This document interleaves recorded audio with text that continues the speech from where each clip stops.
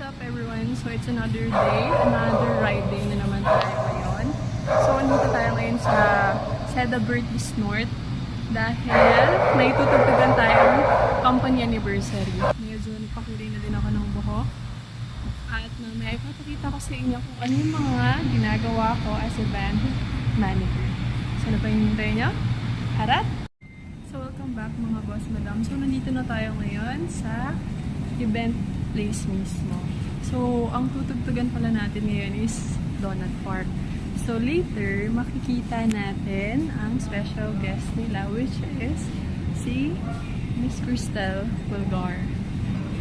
So, yan. Nagre-ready na din yung mga kasama nating tutugtog at mag-serenade mamaya. So, abangan nyo kami mamaya. And for now, mag-aayos lang muna.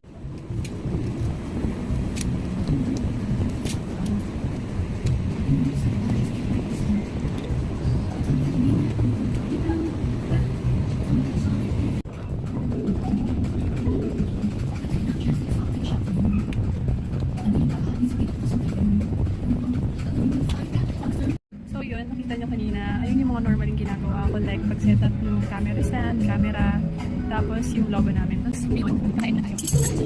We have the cream of mushroom cappuccino. Also bread. Some butter. And also ice cream. Para muna sa ice cream cappuccino.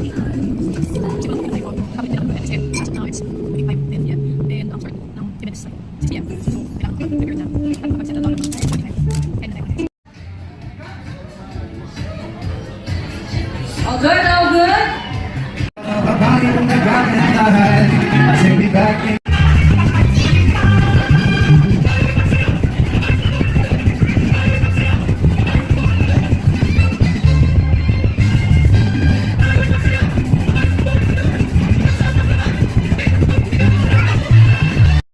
Hi guys! So, tapos na kami ng event namin for tonight. So, nakapag-pack up na kami and all. So, bye guys! See you again on my next vlog. Ride safe, ride soon guys!